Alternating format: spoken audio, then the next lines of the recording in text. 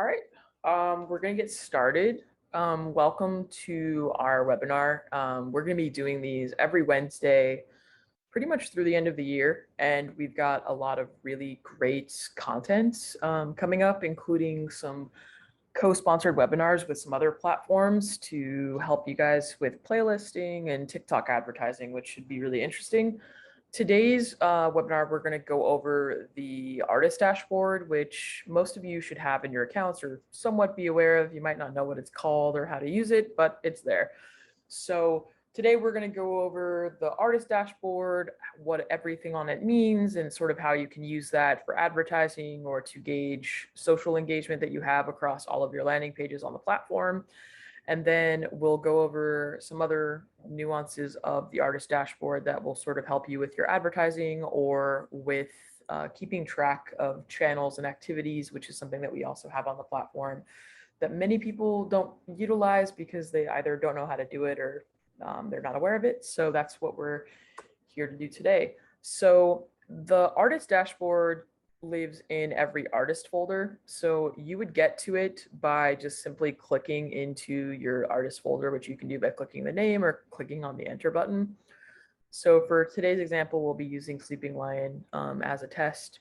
So automatically when you come here, you'll see right off the top, sort of like a map. And for the last 7 days, you'll see all the traffic visits that you've gotten, the service clicks, which are just the clicks to Spotify or Apple Music or any other DSP off of your landing pages. Actions would be if somebody has pre-saved a track or if they've subscribed to your email list or to YouTube if you've been running action pages or using the bio links. And then audience would be everybody from the actions that has opted in to share with you their email or their demographic information from any of the DSPs or by signing up for your email list. So if you want to look at a different view than 7 days, which is obviously the default because that's what's appearing here, you can just come in here and select whatever time period you want. You can also customize the time period too if you'd like, so it doesn't have to be one of these defaults. Let's go to all time though, just for example's sake, so you can sort of see when this all started. And if you do all time, it'll be from the date that you created the artist folder until the present moment that you're looking at it. So all time would be the entire time that the folder has existed. So you'll see here, it obviously populated a lot more information. If you want, you can always find out what each of these tabs means in case you get confused or you just need a refresher with the little button clicks right here. And it'll tell you sort of like what that means. Super helpful if you have other people on your team that can't attend today or that need to know what you want to do. So for page visits, this will be any time that somebody has visited a landing page that you've made. So that would be pre-save, smart link, bio link, short link, any type of link that you've created in your artist folder.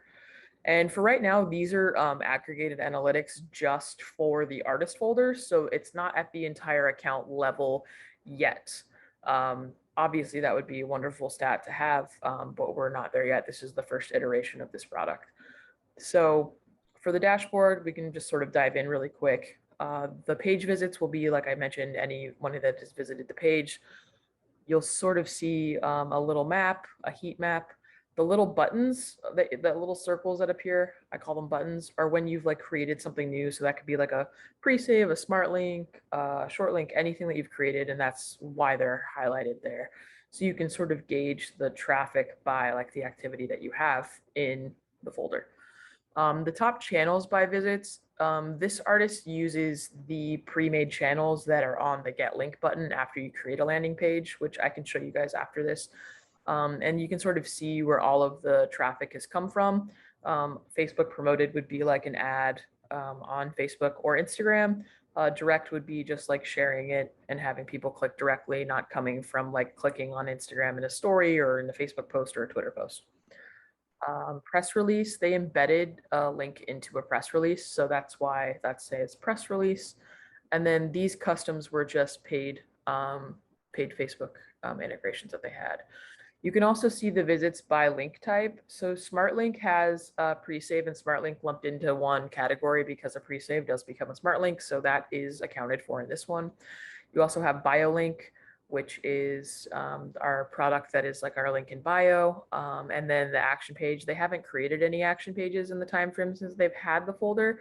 So if you haven't created a link type and you're looking at your artist dashboard, it'll tell you, or it'll tell you by it having a 0%, but also prompt you to create one.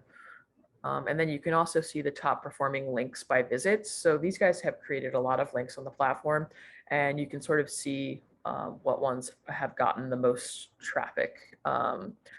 We'll put in, I believe it's the top, like the top 10. So these guys have only created 8 for their releases. So that's why this is here. And you'll see like the link type. So bio link, smart link, probably was a pre-save, became a smart link. You can see the top countries by visits. So we put in the top 10 countries across all of the traffic that you've gotten from your landing pages, which is pretty cool. So this is the page visits page. For service clicks, like I said, these are the clicks, and cool little tooltip here of how many times a service or action has been clicked. So let's say that you have like a pre-save and somebody pre-saves a track on Spotify. That would be accounted for here. If somebody clicked on Spotify on a smart link and went to Spotify off platform, like let's say on release day, that would be accounted for here as well. The cool thing about this one, aside this very cool heat map here, is that you can actually see what the top services were across all of your links. So for top channels, you'll see like the channels that we saw on the previous page, which drove the most traffic to the landing pages. And then on top services, you'll see the number of services that you have that people have clicked to. So this artist's most popular ones would be Spotify, Apple Music, Deezer, Tidal. Not available would probably be a custom store that they deleted from their account, YouTube, Amazon, etc. We'll also show you what services you're not using. So these guys have not used the subscribe button for email or the YouTube subscribe, which you can put on a bio link or an action page. You can see the clicks by link type. So the smart link drove the most clicks, bio link second. They haven't used action pages. Then here you can sort of gauge which have been the most successful pre-saves and smart links. These are up to date to the point that you look at it, as well as the top countries by clicks. Generally, you'll see a huge difference between the page visits and the top countries by clicks, because a lot of folks will drive traffic from countries that they may not have an audience in. And then when you go to clicks, you'll see that like the real audience, or what I like to think is the real audience, will start to appear. So these are their top 10 countries. If it says not available, that means that it's in a region or we couldn't find the IP address of the user coming to the page to identify it. So it could be somewhat of an outlier, just sort of prepping that. That's not an error. It's just we couldn't keep track of where they were coming from. They could be coming from like a different type of browser or from mobile, and it's not able to be captured. The next one would be actions. So this is the amount of time that users have taken actions, and the actions are defined as like pre-saving, anything that would really require the fan to do something. So subscribing to an email list, pre-saving a track, subscribing to YouTube, those sort of actions. Here you'll sort of see like a map of the actions along with when those links were created. Here is the best part that I'm the most interested in, are the action sources. So the top channels that are driving the most actions, you can see here that it's coming from Instagram. The custom OIS is just the paid advertising that they were doing, as well as Facebook, a direct link, and then more advertising on Facebook and Twitter. And these are the top actions that their users were taking. So you can see from the previous page until now that most of their fans are pre-saving on Spotify or Deezer and signing up for the email list. And then we'll also tell you which services fans aren't using. So this is a really cool metric if you want to learn, which streaming service is the most popular for your artist's fans. Because we'll quite literally tell you in either a good way or a bad way that like you don't have any fans that are pre-saving or pre-adding on Apple Music or Tidal. And then here you can sort of see which actions are driving the most. We also have a top actions breakdown, and what this will do is this will show you across all of the landing pages that you've created for an artist what actions their fans are taking the most. So it's not too different, I guess, to infer from the top services, but we'll tell you that like more people are following the artist on Spotify, pre-saving on Spotify, following a Spotify user, subscribing to your email list, pre-saving on Deezer, following on Deezer, that sort of thing. And then you can also see if you're doing any links for campaigns, like let's say you're doing an EP release and you're doing a pre-save for a single and a pre-save for the EP, you can see which ones are driving the most interactions from advertising that you're doing or anything like, or like just fan actions. And you'll see here also that like you can see the top countries of the fans that are taking those actions, which is really cool. Top 10, we'll put in the top 10 for you. Even if it just has one fan, it'll still be there. And then the audience, this is where like you can sort of see what where the fans are coming from. Again, like another layer, you know, where they're interacting with your artist links, and then also the top countries by audience for the data that you've collected. This is a really good one for actually the service clicks and the page visits are really good for advertising, because if you're using the custom channels that we built out for you, you can actually keep track of, you know, what's coming in from paid audiences and what actions people are taking. Facebook has been somewhat limited in terms of what you can and can't do with all of the anonymized data that they're reporting in Business Manager now. So this would be a great thing for you to use. I can show you guys where you can grab the get link just to sort of give you an idea of where you can find those. So if you click get link, you can get all of the different channels to use when you're sharing them on socials. So let's say that you want to use organic channels. If you just copied this to a clipboard, you could put that on Instagram. Organic is going to mean anywhere you're not using a paid advertisement. You can also just export all of these at once as a CSV as well. For paid channels, we have these pre-built in here for you that you can use on pretty much every service that does advertising at the moment. But if you want to add a custom channel, you can just create one. So I can create one for Snapchat. And then I would just have a link that I could share for Snapchat, and it'll keep track of any Snapchat advertising that I'm doing. Again, you can export all of these as well. And then if you have any reason to do direct links, which would just take you directly to the platform where the artist music is, you can do that. I would suggest not doing direct links until it is turned from a pre-save to a smart link, because anytime you want somebody to pre-save a track, it's going to be happening on the landing page and not on the platform directly. So that is really important just to know. I always like to give people that heads up. And then I wanted to sort of show you guys how to do activities and channel tracking. So our activities and channels are slightly different. Where you'll see those, let me find one. You'll see those on the insights page here. If you just click into the link, you'll have top channels. But we also have something called activities that you can do, which is really helpful, especially now with all of the data that Facebook is, like I mentioned earlier, Facebook, all of these platforms are anonymizing a lot of the data. So it's really hard to benchmark how successful ads are if you're using custom conversions, if you're doing remarketing or any of that kind of stuff.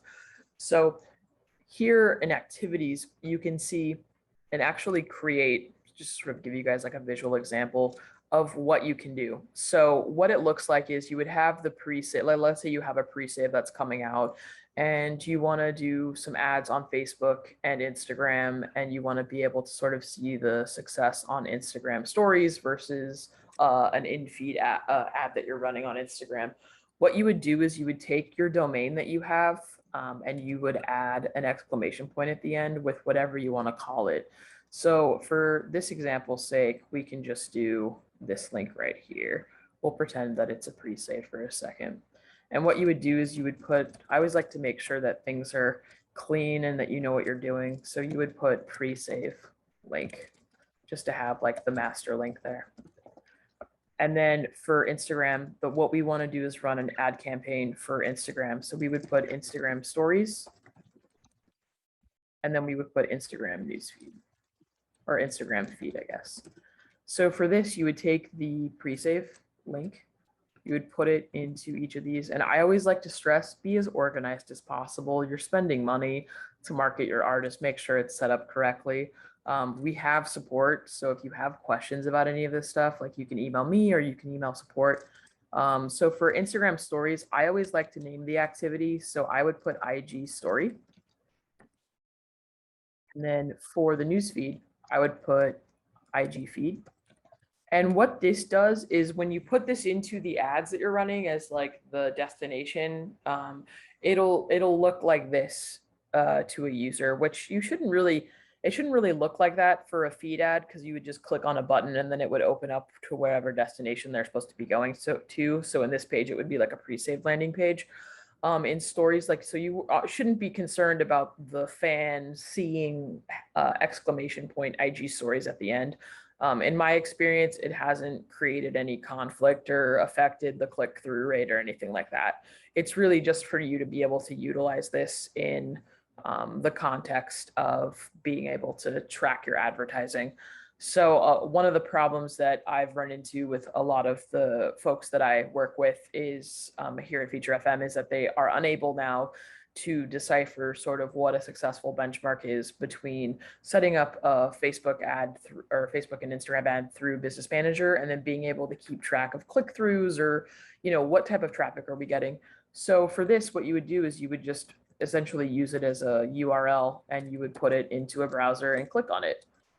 And then anytime a fan clicks on it, it's going to show up in the channel tracking on the link. So we would just do this and it would populate in the activity section right here. It might take a second for it to populate because I did just click it once, but you'll see here, this is what it'll look like. So IG stories would be anytime a fan in our hypothetical advertising situation clicked on an ad that was in IG stories, and you would see the visits and the clicks to service from that. So you would see that they went to the landing page and then they didn't click anything. If I go back to that link and I click on one of the stores on that link, you would see that I had clicked to service. So that's really cool. That's what I like to show people. So you can actually benchmark how many people come from Facebook how many people come from the Instagram story ad to your landing page and if they clicked on a button click. And you can sort of use that to gauge the success of the campaign versus what Facebook is showing you. So you can get all of that data just from creating these activities right here. So if you're going to be doing advertising, I think this is a really helpful thing to utilize, especially now, like I keep mentioning and hammering, being able to keep track of all your data is really important. And this was going to be a quick webinar just to show you guys sort of the new product and like what you can be doing with this.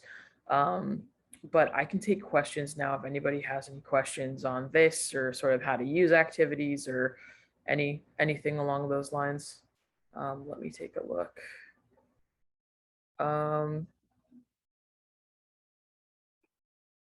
Deborah asked, should you assume there's a glitch if the artist folder has 0 page visits? I don't think you should assume there's a glitch. You should just make sure that the links are in the right folder. Sometimes that's been something. And it says, how can my song say that I have 90 visits, but my dashboard says I have 0 page visits? You might have to look at the time frame, Deborah, of when you're looking back. So if that was a link that was popular like 2 weeks ago and it's a 7-day look back, that might be the reason why you're showing us no visits. That's a good gauge. That's a good gauge. So I would just take a look at that and see if you haven't looked at your time frame yet. What's the benefits of using the activities feature versus organic paid channel link feature? So the benefit of using the activities is that you can actually customize it to whatever you want. The paid channel link is lumped into each platform. So let's say that you're running 2 different ad variations for Instagram. If you're just using a paid channel tracking for Instagram, it's going to go, they're both going to go into that one metric. You're not going to be able to segment them out to see if the stories are more successful or if the feed ad is more successful. It's really more for like folks that want to do different ad variations and they want to test out which one is successful and like which isn't. Also being able to see the money and the engagement that you're doing from in stories versus the feed ads. Also, that's just how I like to organize things. I don't like to ever do advertising where I'm not able to see like the ROI that I'm getting immediately from each channel that I'm trying to track. The paid channel link feature that we have doesn't segment out, different variations or different placements within certain platforms. And for TikTok and for Facebook and for Snapchat, that's going to be really important. I think it would be for Google too, but most folks that I know in music just run pre-roll ads or bumper ads on YouTube. Will we be able to get a link to this after the webinar I came in? Yes, we will be able to get that. When would you transition between a smart link to an action page, or are they separate things? Those are two separate types of links. Smart link is for releases that are already out. An action page is like a contesting page. So for an action page, you would do like follow an artist to enter a contest, like that sort of thing. A pre-save page would turn into a smart link on release day. So it would go from a pre-release to an out now release. Are there any other questions from anybody? If not, then I think we can successfully call it. Like I said, we're going to be sending out a recap email with this to everybody. So if anybody on your team missed it, you'll be able to send it to them. And we're going to have more of these in the next few weeks. So just watch your email and register for them as they come in. Thank you guys for coming, and we'll see you next week.